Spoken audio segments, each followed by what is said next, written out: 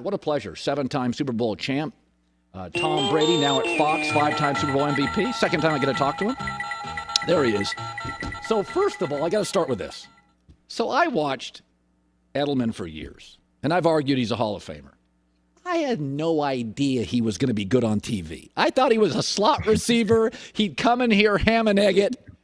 That guy's fantastic. So did you know? Yeah, I know. Tom, I had no idea he'd be that good. You must have known.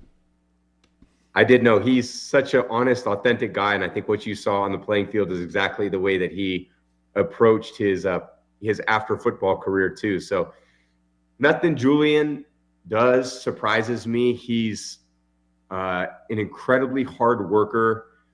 He's very endearing to a lot of people, and I think what you see with him is what we always saw behind the scenes in the locker room, getting ready for his prep on the field. And you could see why we always had a great relationship, because he's just such an authentic guy. And I love what he's done in his post-football career.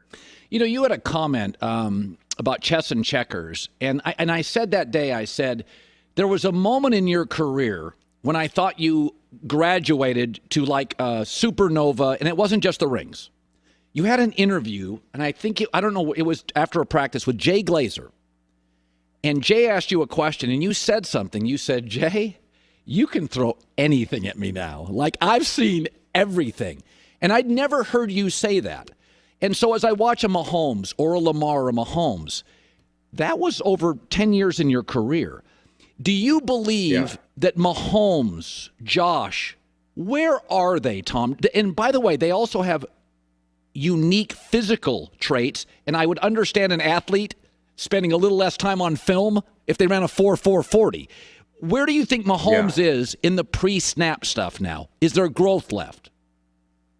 Yeah, absolutely. I think a lot of it comes down to, when I think of my growth as a player, it was really about who was pushing me to succeed and who was pushing me to learn more about the game. And I was fortunate. I had Coach Belichick early in my career that I had meetings twice a week with them about defenses, defensive players, skill sets, defensive coordinators, how they were going to call the game against us, you know, what they were going to do when we motioned across the formation, when we lined up in certain formations, how they were going to adjust based on their calls. And if we motioned out of that, what to expect. So there was such a high level of football IQ that I was getting every single day in practice from my own coach. And then when Josh took over as the coordinator, he came in with his own philosophies and ideas about how to attack defenses. And then I had mine, and then Josh left. And then okay, great. A little bit was more on myself and working with Billy O'Brien to really dive into the deeper parts of offensive football. And then Josh came back, and then we saw another kind of explosive movement in our offense when we got Gronk playing the way that he played for his entire career. So I think it's all about evolution as a player. I think everyone's going to evolve and grow at different stages. Some people grow and evolve earlier in their career, and you don't see much growth after 3 or 4 years. I always love the late bloomers, the guys that really appreciate how hard it is to get to this professional moment where you become dependable and consistent and really a primetime player for your team. So I think Patrick, obviously, I think he's a tremendous player. He's a great leader. I think that's one part. Everyone would look at, a pass that's a no-look pass. I look at, how do his teammates care about him? Do they respond to him? And that happens week in and week out with him. So that's why I think they're always the team to beat, because he can play at an elite level and he can bring his teammates along with him. And I saw that a lot when I played Peyton Manning. He was the same way. When I played Drew Brees, when I played Phillip Rivers, when I played Brett Favre. I mean, these are guys that were great leaders for their team. And then you could see why that team was always knocking on the door. And I had a lot of other great players with me along the way that pushed me behind the scenes every day in practice to be a little bit better. All the defensive players, they were as competitive as I was. And I wanted to get the best of them every day, and they wanted to get the best of me. So I felt like we were always so battle tested in these moments. We'd get the number 1 seed because we played well over the course of the year. And then we'd go out that first week of the playoffs when we weren't playing, and we practiced like we were getting ready for the Super Bowl. We had competitive drills, 2-point plays, end of game situations, 2-minute drills. And Coach Belichick was pushing us to make sure that we stayed sharp in those moments. So there was never a chance to take the foot off the gas pedal. And again, I appreciate about those guys that you mentioned. I think their development, the key to their development is who's really pushing them to get better. Because as an individual, you could push yourself to a certain point, but there's days where you need people to push you. Sure. And that's what teamwork's all about. That's people that are pushing each other to be successful. And I love the fact now that in my second career, I get to be on Fox with an amazing group of teammates with Kevin Burkhardt and Aaron and Rich Russo and Richie Zions and what they do for everyone in the booth. I loved watching Greg do his thing this year. So I transitioned from one team to another group of teammates that I'm equally as excited about to share the stage with. Yeah, it's the best group I've ever worked with by far, and I have great respect for the other place. I said something about Brock Purdy. I said, you know, if you're, I have friends that are GMs in the league, and I was texting a couple last night, and I'm always asking questions. And I said, I can measure arm and strength, and even a little bit cognitively. I can watch tape. But what I can't, and this is why quarterback is so hard. I mean, it's just amazing. You go late round. Montana goes later. Russell Wilson goes later. Peyton Manning's rare. Number one high school, number one college, number one pick. That's rare. It's not linear. Yeah. But the one thing you can't judge, and I did see it from Brock Purdy this weekend, and I could test you on paper for hours. Do you get nervous? Bill Russell threw up before every game. You didn't have great first quarters. Sometimes I remember your first quarters. You were amped. I mean, that ball was flying out of your hands. But there's something about later football. I always felt like you couldn't wait to get back on the field in second halves. And I saw it with Brock Purdy. So I have to ask you, as he goes into his first Super Bowl, go to your last. Were you nervous? How did you suppress it if you were? Yeah, I think part of that is putting yourself in those positions where you make yourself nervous. I would go out to practice and I would be so ready for practice. I wanted to see how I responded to my own teammates in practice when they knew what we were doing, when they knew the kind of routes we like to run. And I put a lot of pressure on myself so I could deal with those feelings of whether it was anxiousness or nervousness that you're always going to feel as an athlete, because there's nothing guaranteed when you go out there on the field. There's no part of the game that is knowing exactly how it's going to unfold, which is great. Why we watch the television and why we watch the games is because we want to see how they unfold as well. So none of these games are predictable. I think there's parts of them you say, oh, I think they're going to do these things, but how's the other team going to respond? I didn't think in the Niner game that Detroit was going to get the ball first, run the ball 3 times, and be in the end zone on a 40-plus yard reverse. But when I saw that, I was like, wow, what's the Niners defense going to do? How are they going to stop the run? How are they going to stop the boot? How are they going to stop the reverse? They struggled with that the entire first half. Then they come out in the second half, and they found a way to say, okay, this is how the game plan is identifying itself.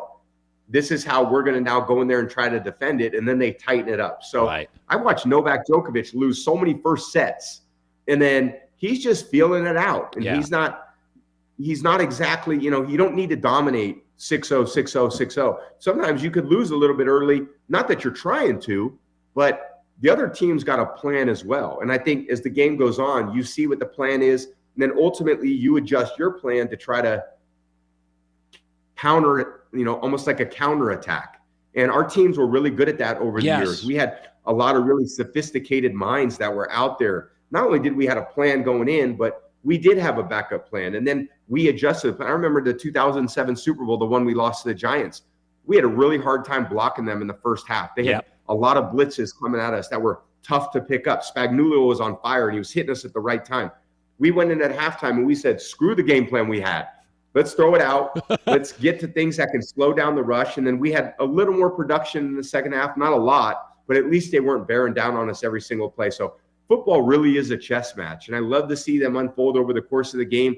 You judge games based on a 4-quarter performance, not a 1-quarter performance or a halftime performance, but I want to see how it unfolds over the entire game. And Brock really showed, I think, what he could do in the second half, down against another great team to rally his team and that offense to a great second half that allows them to play for a world championship.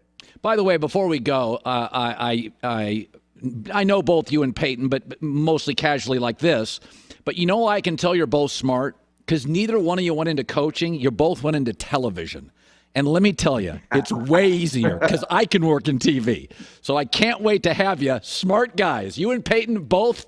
I'm gonna skip the front office stuff. Did you know you were going to do TV? I had when Eric and Brad approached me, it was not on top of mind, and I walked out of that meeting going, "Wow, what an incredible way to move out of the playing field, and how do you impact people in a positive way in the second part of my life?" And I get to use my voice doing that rather than just like my physical skills on the football field and how I thought about the game. But now I get to sit there and be in a booth, and I've actually walked through that studio that you're sitting in right there several times, and you see it, and then you get excited about what the opportunity can bring. And I love the fact that I'll have a voice that can carry a lot of credibility with what I say. And ultimately for me, it's about getting really comfortable in a new role. But I also know that going into it, I'm not a finished product. And I've reached out to a lot of different people this football season and had a lot of phone conversations with people who have really helped me out. And I'm looking forward to continue to do that over the next 8 months. I don't have to go on air till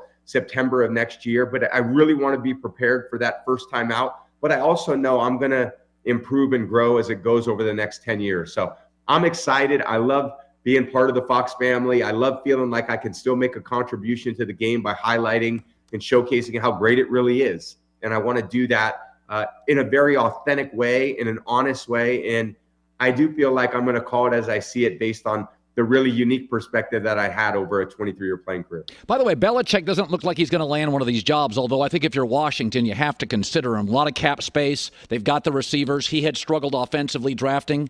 If Bill doesn't get a gig, can you see him retiring, or do you think the fire still burns with Bill?